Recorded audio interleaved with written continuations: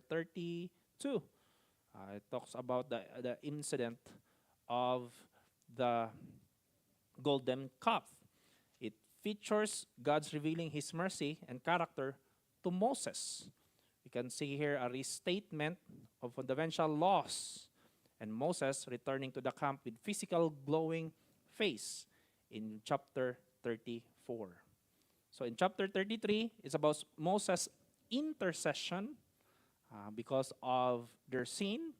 In chapter 34, we can see here the dramatic covenant between God and man. That's why in chapter 34, verses 1 to 4, it's about the rewriting of the tablet. Because if you remember the story, when Moses went to Mount Sinai, when he came down, he saw the people worship the golden calf. And Moses was so furious. And he forget. He thrown the tablet, the one that God first made, the Ten Commandments. And it was shattered. And that's why the crisis came. And God is so mad. You know what happened at the story? And God opened the mouth of the earth and swallowed those who worship the golden calf. Imagine that. But actually, we thought that when God is mad, oh, God is so furious. He is anger. Believe it or not, it is not his anger. His reaction, it is not his anger. It is his mercy. Amen? How come? God sent punishment. Actually, no. Because the true wrath and anger of God, it's beyond that, actually. Does it make sense? We thought that, oh, God is mad. He killed those people. Actually, it's even an act of God's mercy. That's why I really amazed what is the mercy of God. And we have verses 5 to 9, the revelation of God's name and character. And verses 10 to 26 is the renewing the covenant. And verses 29 to 35, it is about Moses' radiant face. Imagine that. The face of Moses was changed, just like the face of Jesus in the story of transfiguration. Wherein that when he faced to the people, he need to put veil on his face. You know, it's very fascinating. And one day we will experience that. That radiant that come from God. So, what is God's mercy? God's mercy is the gift of God, understand kindness and compassion. But first, we know that there is two kinds of mercy in a human level.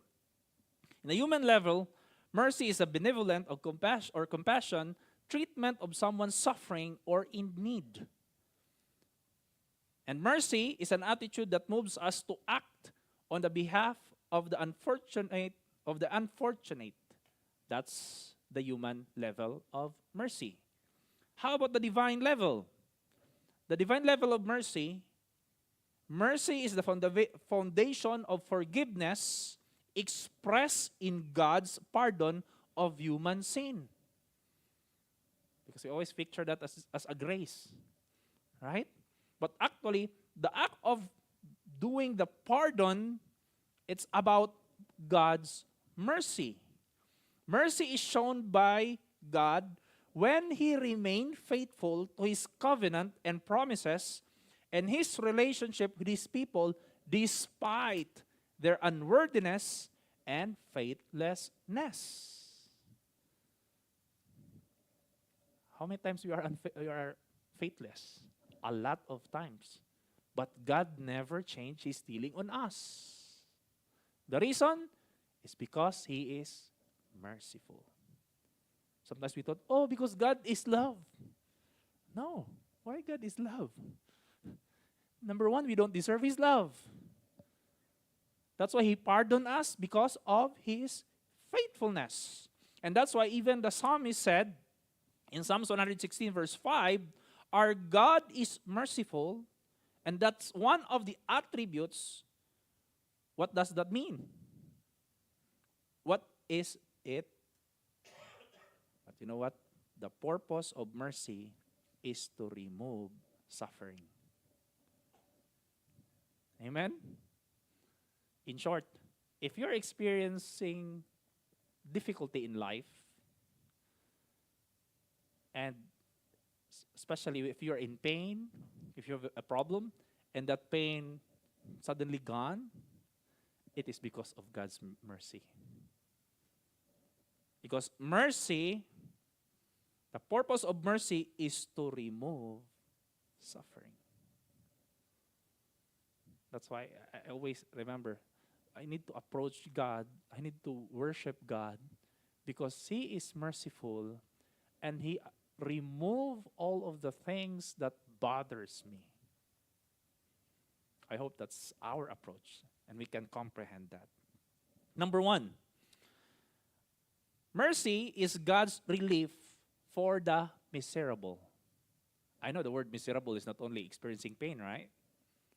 Especially for those who lost their someone beloved, their family, their friend, they're grieving, they're experiencing physical ailment. God's mercy is God's relief for miserable.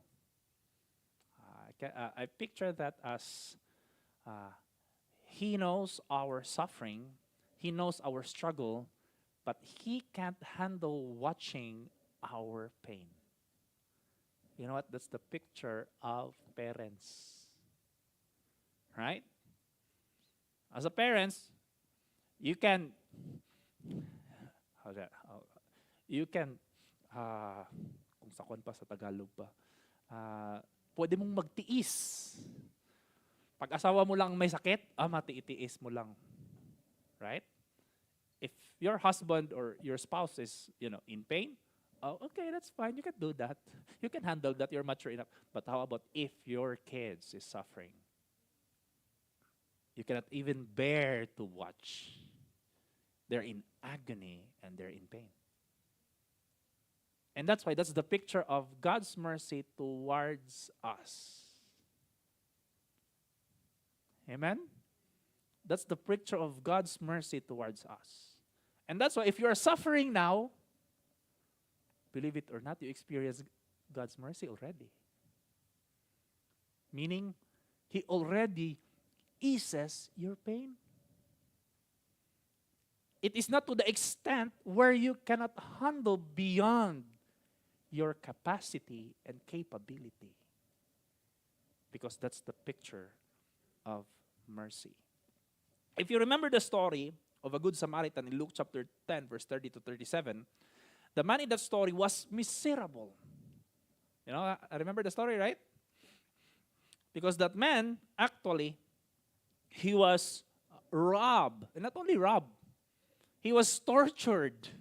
He was beaten by those thieves. And that's why there are 3 men pass by. First, the story, right? First, we have the Levites. Those are the people are very good. The priest. And the last one is the Samaritan.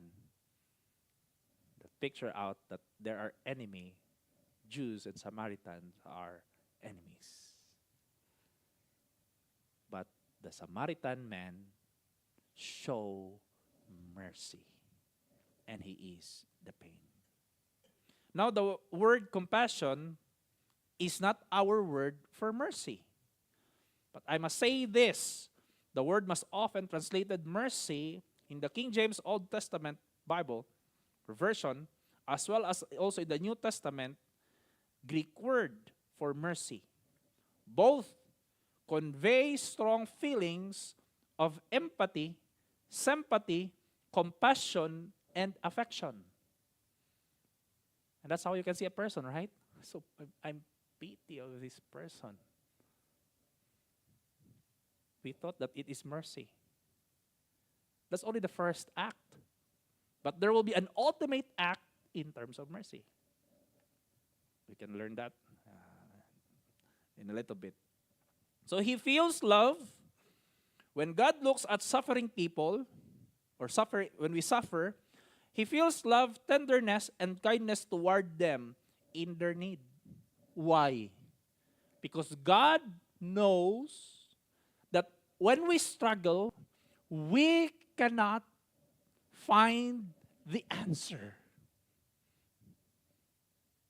We cannot find any remedy.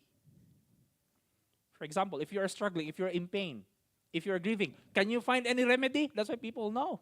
People will be anxious. Now they turn into anxiety. It turns into fear. Because man by nature, we cannot fight.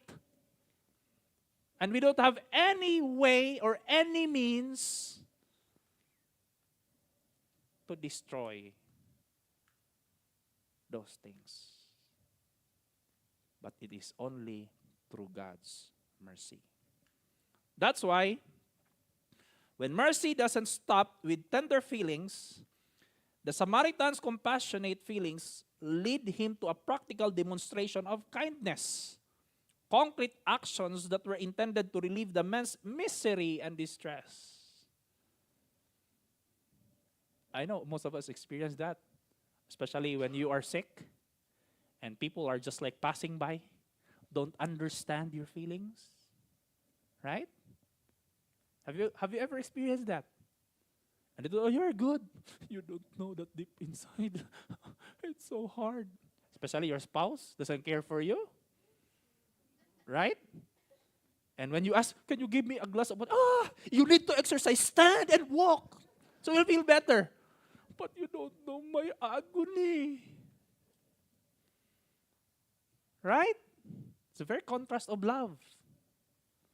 Because love is always what He wants us to serve, to serve, to serve. But mercy